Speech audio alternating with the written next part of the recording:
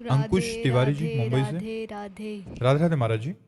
महाराज जी, आपने अपनी डायरी के बारे में काफी बार सत्संग में बताया। महाराज जी, उसकी सबसे महत्वपूर्ण बात कौन सी लगी आप आपकी डायरी के बारे में? आप बोलते थे कि कोई महापुरुष आपको कुछ बोलता था तो डायरी में आके लिख लेते थे जब आप साधन अवस्था में थे। तो महाराज जी, आपकी सबसे महत्वपूर्ण बात उसमें क्या लगी महाराज? निरंतर भजन करने की प्रेरणा जिन जिन महापुरुषों से मिली, उन महापुरुषों के वचन लिख करके सबका सार हम पूरी डायरी का बता रहे हैं कि हमको निरंतर भगवान की स्मृति में लगे रहना चाहिए। नाम, मंत्र, कथा, नाम कीर्तन, सत्संग, इन सबको मिला करके हम अपने समय को, कर्तव्य को भी कृष्णार्पणम मस्तु करके हर समय में भगवान से जुड़े रहना चाहिए। और पूरा वो तो ग्रंथ लिखा हुआ है, हाँ, जुड़े रहना चाहिए। एक लाल स्वामी जी संत मिले थे, बड़े योगी थे, गंगा के किनारे एकांत खेचरी मुद्रा में रहते थे। तब उन्होंने रात्रि में वो मिलने का समय दिया, तो रात्रि में उनके पास गए तो पास बैठा ला और वो कुछ ही वचन बोले थे। उन्होंने कहा, जैसा सोचोगे वैसा बन जाओगे, जैसा बनना वैसा सोचिए, असंग रहिए, किसी का संग मत कीजिए। दो तीन बातें उन्होंने बोली, तो वो बातें डायरी में लिख करके, जैसा सोचोगे वैसा बन जाओगे, जैसा बनना है वैसा सोचिए। और दूसरी बात, असंग, किसी का, तो आज तक हमारा कोई दोस्त नहीं हुआ और कोई दुश्मन नहीं, सबसे प्यार है, सबसे अपनापन है, लेकिन हमारा पर्सनल कोई नहीं है। प्रिया प्रीतम के सिवा, आचार्य के सिवा, गुरुदेव के सिवा हमारा पर्सनल कोई नहीं, कि महाराज के पर्सनल व्यक्ति है, हमारा कोई नहीं है। तो डायरी की कृपा से ही हमारा जीवन चला है। और डायरी में प्रधानता उड़िया बाबा के वचन और सिद्ध महापुरुषों के वचन। अंशना भार्गव जी दिल्ली से। राधे राधे महाराज जी। महाराज जी, क्या आत्मज्ञान पाने के बाद व्यक्ति का मैं पूरी तरह समाप्त हो जाता है या सूक्ष्म रूप में रहता है? देखो, दो मैं है। एक शुद्ध परमात्मा स्वरूप मैं है जिसे ब्रह्म कहते हैं, और एक अंतःकरण धर्म में मैं है, मन, बुद्धि, चित्त, अहंकार। ये जो अंतःकरण का अहंकार है, ये लय हो जाता है, ये पूर्ण रूप से लय हो जाता है। जो शुद्ध मैं है वो आत्मस्वरूप में स्थित जो महापुरुष है वो रहता है। जो अंतःकरण का मैं है वो नष्ट हो जाता है। अंतःकरण के मैं में शरीर को लेकर के अभिमान होता है, देहाभिमान, बुद्धि तक को लेकर के अभिमान होता है, और धन का अभिमान, बल का अभिमान, तपस्या का अभिमान, शरीर की क्रियाओं का अभिमान, ये सब होता है। तो अंतःकरण का जो मलिन अहंकार है वो नष्ट हो जाता है। शुद्ध मैं जो परमात्मा स्वरूप है वो बचता है, उसी का तो बोध होता है। वही शुद्ध स्वरूप जो मैं है वो परब्रह्म, अहम ब्रह्मास्मि, मैं ब्रह्म हूँ, ये अनुभव होता है। उसको अपने स्वरूप का अनुभव होता है, उसे ही आत्मबोध कहते हैं। आत्मज्ञान का मतलब है वेदांत शास्त्रों का प्रवचन कर लेना, वेदांत शास्त्रों के विषय में चर्चा कर लेना। पर बोध का मतलब है स्वरूप का बोध हो जाना। जिसे बोध हो गया वो चलते फिरते, उठते बैठते, खाते पीते, कुछ न करते हुए भी हर समय समाधि में रहता है। क्योंकि जो कर्ता भाव अहंकार था, अहंकार विमूढ़ आत्मा कर्ता हमिति मन्यते, जो कर्ता भाव था, भोक्ता भाव था, वो ज्ञान के द्वारा लय हो गया। अब कर्ता भोक्ता भाव रहित स्वरूप में स्थित, अब प्रकृति की किया प्रकृति में हो रही, गुणानुगुण वर्तनते मनुष्या पार्थ सर्वसा, वो अपने स्वरूप में स्थित रहता है, वो मैं नष्ट नहीं होता। गौरव चौहान जी मध्य प्रदेश से। महाराज जी, उमा राम सुभाई जाना, ताही भजन तजी भावन आना, ये संवाद जासु उर आवे, रघुपति चरण भगति सोई पावे। महाराज जी, इस चौपाई का वास्तविक अर्थ कैसे समझें और इसको जीवन में कैसे उतारें? पहले तो जिसका स्वभाव समझना है उसके प्रभाव को तो समझिए। प्रभाव को समझोगे तब स्वभाव समझ में आएगा। इतना बड़ा महामहिम प्रभु भक्त के चरण दापता है, भक्त की घोड़े की बागडोर पकड़ करके सारथी के पद पर बैठा हुआ है, अपने भक्त की सेवकाई करता है। इतना बड़ा महामहिम प्रभु, तो जो भगवान की लीला कथा सुनकर, भगवान का नाम जप करके और भगवान के प्रभाव को जान गए, फिर उनके स्वभाव को जब देखा तो फिर उमा राम स्वभाव जे जाना, ताई भजन तज भाव नाना। इतने महामहिम प्रभु और मैं इतना नीच और इतना कृपा, इतनी कृपा, लुट जाता है भक्त, लुट जाता है। एक बार स्वामी श्री अखंडानंद जी ने पूज्य भाई जी महाराज से पूछा कि आपकी प्रिय बात कोई हो तो बताओ। तो भाई जी ने यही चौपाई कही थी, आंसू बहाते हुए। अश्रु प्रवाह होने लगा और कहने लगे, उमा राम स्वभाव जे जाना, ताई भजन तज भाव नाना। भगवान के स्वभाव को जान गए, अस स्वभाव को सुने न देखूं।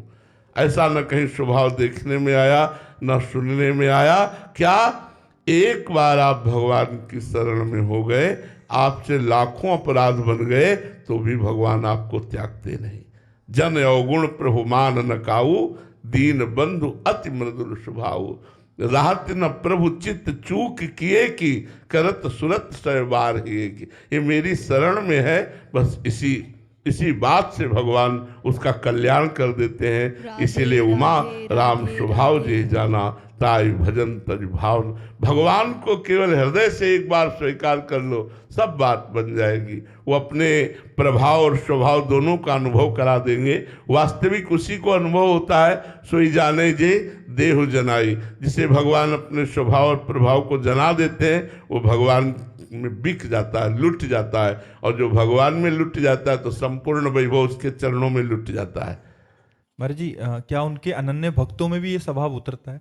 क्योंकि थोड़ा अंश मात्र उतरता है, संपूर्ण तो नहीं, अंश मात्र उतरता है। जो भगवान का स्वभाव है वो उनके भक्तों में अंश मात्र उतरता है, क्योंकि उन्हीं का चिंतन करते हैं हम। जिसका चिंतन करते हैं वैसे स्वभाव और प्रभाव होता है, तो अंश मात्र उतरता है। पूर्ण रूप से तो भगवान के स्वभाव का और भगवान के प्रभाव का वेद भी नेति नेति वर्णन करते हैं। हाँ, वो उन अंश मात्र भक्तों में उतरता है। दिल कुमारी शर्मा जी नेपाल से, राधे राधे महाराज जी। महाराज जी, श्री कृष्ण चरणों में रति मति गति संतों के अनुकंपा से होती है, ऐसा सुना जाता है। वे संत कैसे हों और हम उन संत का संसर्ग कैसे कर सकें जो कि प्रभु के चरणों में रति मति गति दे दें? वैसे बाहरी लक्षणों से संतों को नहीं पहचाना जा सकता।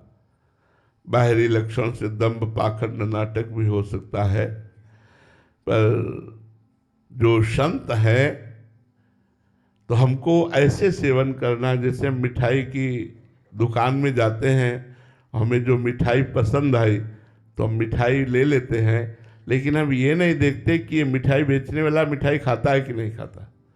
ये हम नहीं देखते, हम मिठाई ले लेते हैं।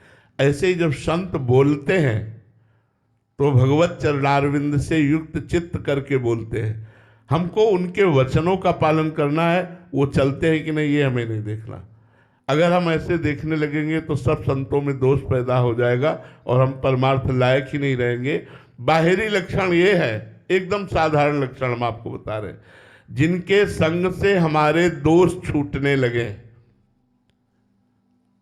जो हमारे गंदे दोष है, शराब पीना, मांस खाना, नाना प्रकार के गंदे आचरण करना, जिनकी बात सुनकर, जिनके संग से हमारे दोष छूटने लगे, हमारे हृदय में ये बात आने लगे कि मैं बहुत अधम जीव हूँ, मैं बहुत नीच हूँ, क्या भगवान की हम पर कृपा होगी? और भगवान की तरफ हमारे कदम बढ़ने लगे, जिनकी वाणी सुन करके भगवान में हमारी रति होने लगे, जिनके पास बैठने से हृदय शांत होने लगे, जिनके देखने से ऐसा लगे कि मैं देख तो पहली बार रहा हूँ, लेकिन ऐसा लगता है कि इनसे मैं बहुत परिचित हूँ और बार बार देखने की इच्छा हो, ऐसा तो ये बाहरी लक्षण है। और आंतरिक लक्षण है जो सहनशील है, राधे राधे, जो धैर्यवान है, जो परोपकार संपूर्ण लोगों के प्रति भगवत भाव रखता है, जो किसी की अपेक्षा नहीं रखता, जो निर्मोह है, जो मान रहित है, जिसमें किंचित मात्र किसी के संग का प्रभाव नहीं पड़ता है, जो मान अपमान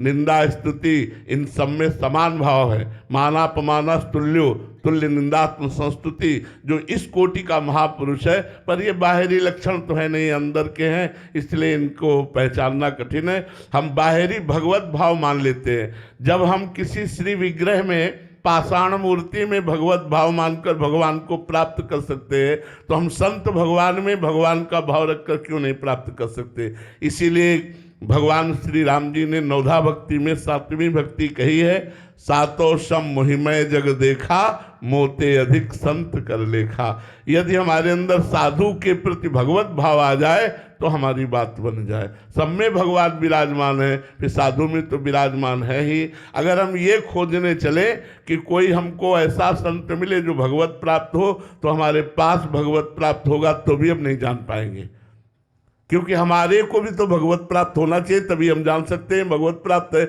हमारी प्राकृतिक बुद्धि भगवत प्राप्त महापुरुष को कैसे जान पाएगी। बाहरी लक्षणों से तो नहीं जाना जा सकता कि ये संत हैं कि नहीं। हम अपने भाव से संत मान लेते हैं और हमारे ऊपर कृपा भगवान की होगी। संत पर भाव करने से भगवंत की कृपा से हमारे सारे कार्य बन जाएंगे परमार्थ के। ऐसे हम खोजने चले तो दोष दृष्टि हो जाएगी।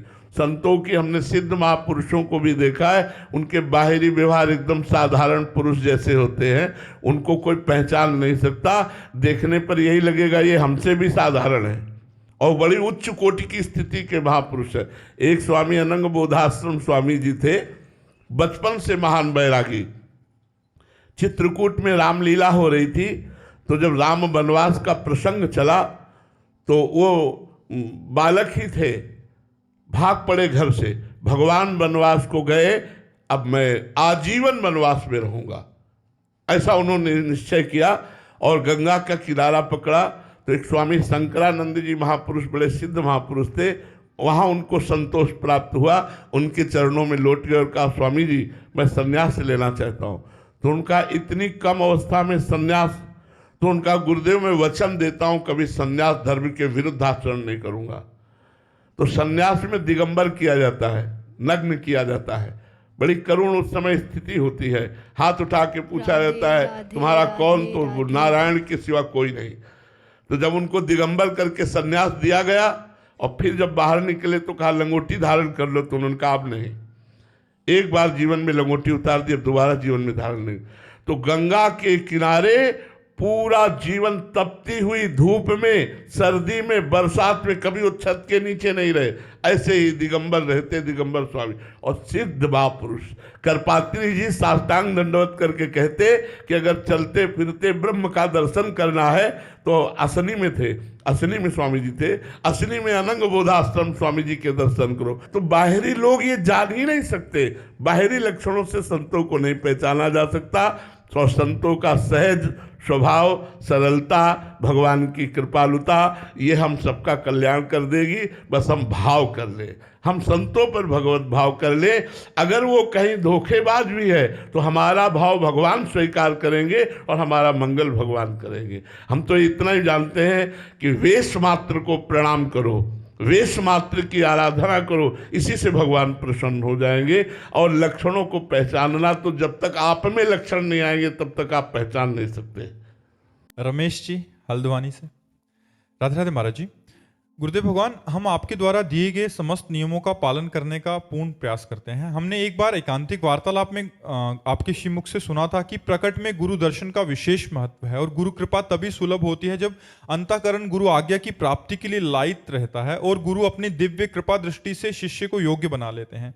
हम जैसे आदम जनों को गुरु आज्ञा का बोध कैसे हो महाराज जी, कैसे इस आपके योग्य बने गुरुदेव भगवान की निजता वैसे जो सत्संग होता है, अगर आप अपने में ऐसा भाव रखते हैं कि मैं किसी संत का शिष्य बनना चाहूँ, तो सत्संग में भगवान ही बोलते हैं।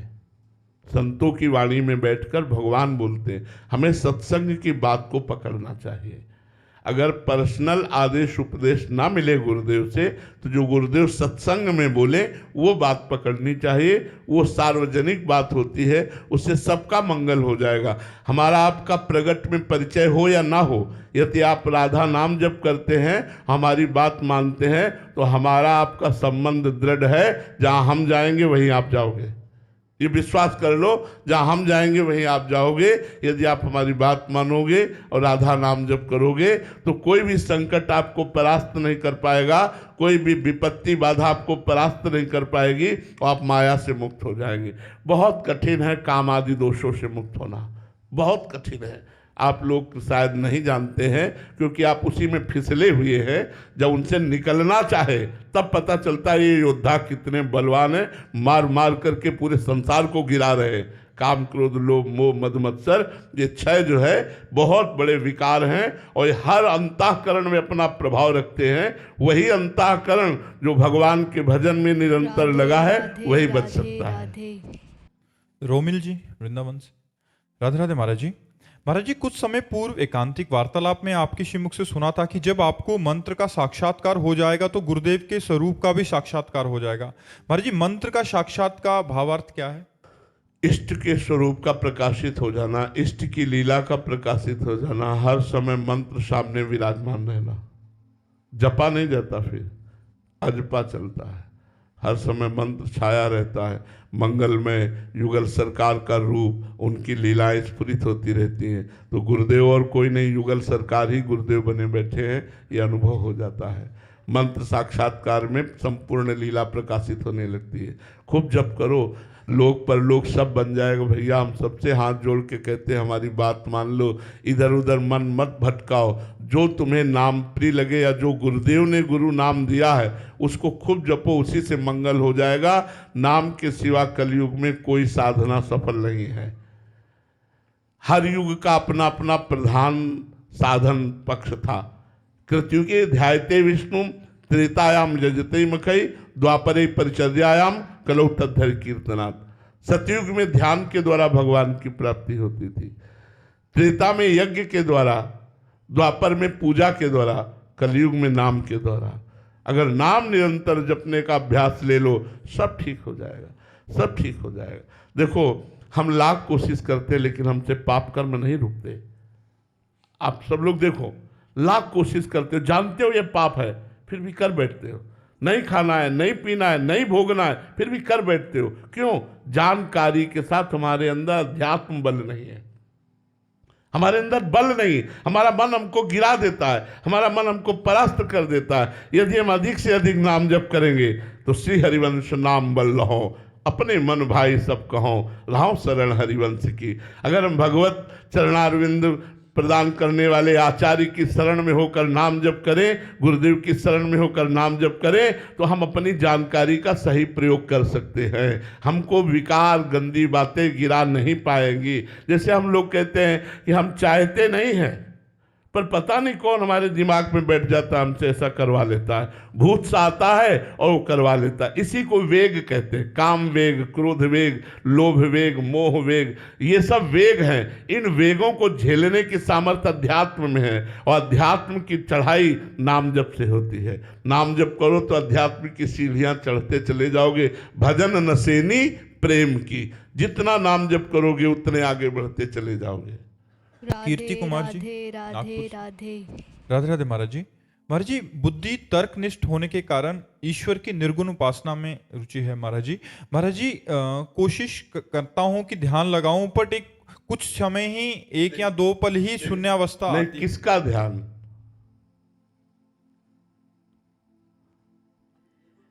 निर्गुण का है? निर्गुण का ध्यान। निर्गुण का कोई ध्यान होता है? ऐसा ही बोल रहे हैं महाराज। नहीं, निर्गुण का, निराकार का कोई ध्यान होता है? महाराज जी, कोई विचार ना आए, कोई विचार ना आए, विचार शून्यता बने। हाँ, ये खास बात। निर्गुण निराकार के ध्यान का लक्ष्य क्या है? विचार शून्यता। जैसे नींद में कोई भी बात स्फुरित नहीं होती, स्वप्नावस्था नहीं, गाढ़ नींद में, ऐसे जागृत में गाढ़ अवस्था हो, कोई भी स्फुरित न सत न असत, वो है ध्यान। पर भाई, आप कर रहे हो और हम करके तुम्हें बता रहे हैं। हमारी बात तो मानो ना। 20 साल निर्गुण उपासक रहे, 1-2 साल नहीं बचपन से इस मार्ग में करके देख लो।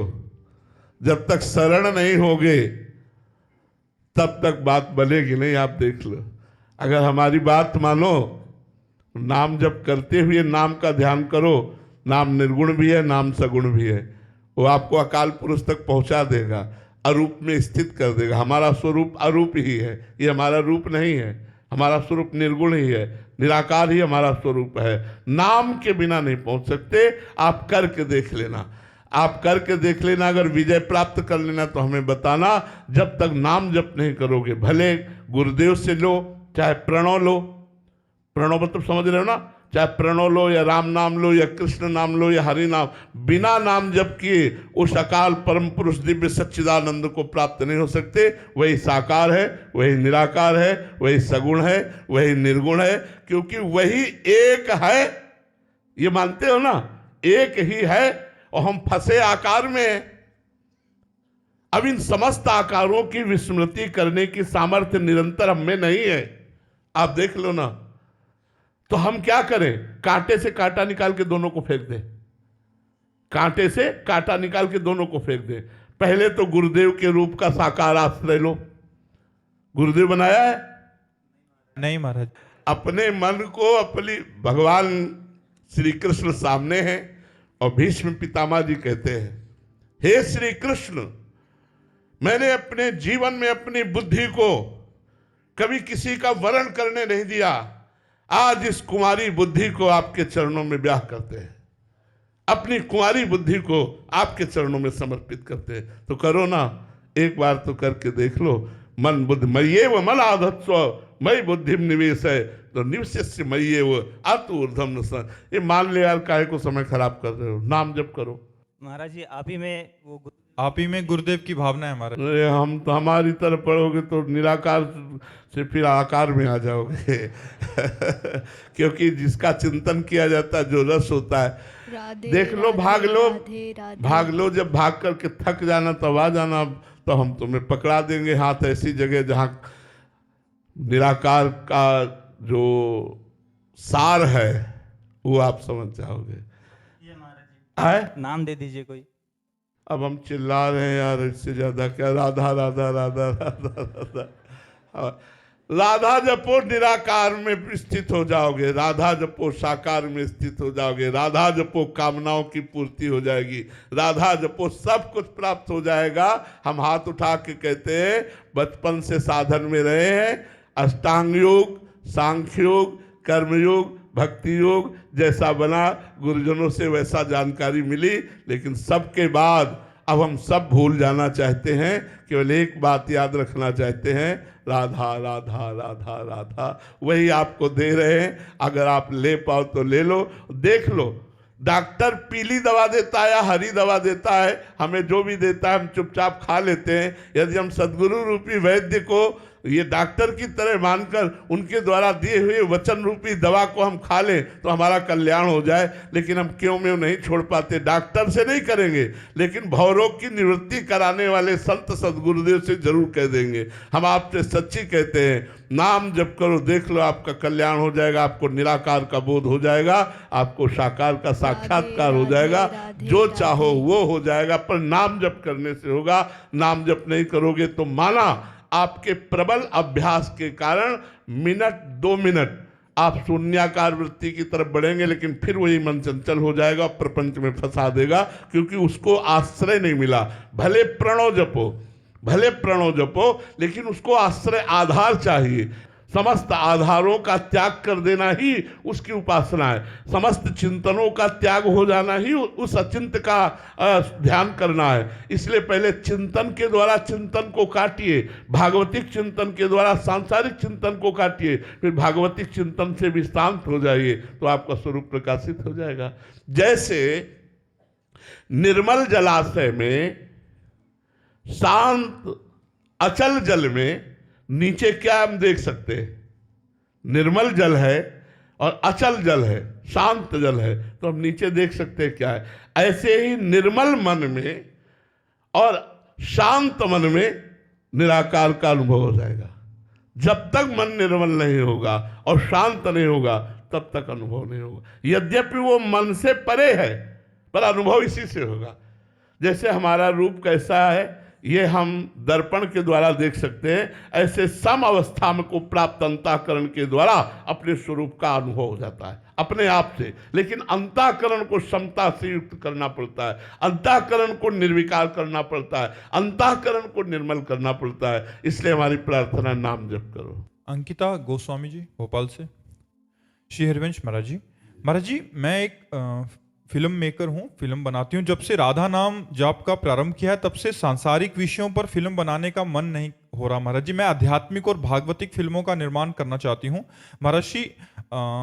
कथा लिखना और कलाकारों का चयन आदि करने में महाराज जी मुझे क्या क्या सावधानी रखनी चाहिए, उचित मार्गदर्शन, ताकि ज़्यादा विषय तो हमें इसका ज्ञान है नहीं, लेकिन हम इतनी बात जरूर कहते हैं जो सुन रहे हैं, इस समय हमें ज़रूरत है नौजवानों को विलासिता और व्यसन से बचाने की।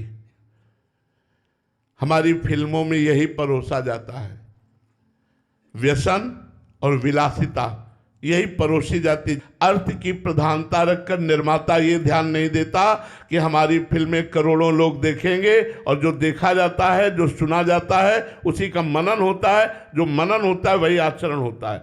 आज इसका फिल्मों का प्रभाव ये पड़ा है कि हमारे बच्चे नशेबाज हो रहे हैं।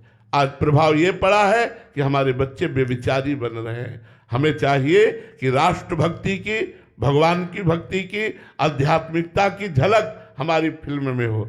हमें चाहिए एक परिवार कैसे जुड़े, एक परिवार कैसे चले, एक परिवार कैसे प्रेम में अपने जीवन का निर्वाह करे। पति का पत्नी के प्रति क्या भाव हो, पत्नी का पति के प्रति क्या भाव हो, भाई की भाई के प्रति कितनी प्रीता होनी चाहिए, पुत्र को माता पिता के प्रति कितना प्यार हो। ऐसी फिल्में बनाओ जिसमें हमारा समाज सुधार की तरफ चले, भ्रष्ट ना हो। अब ऐसे ऐसे दर्शन, ऐसे ऐसी क्रियाएं जिनको देख करके वासना बढ़े, गंदी बातें बढ़े, तो उससे माना कि लोग ज़्यादा मनोरंजन करेंगे, लेकिन हमारी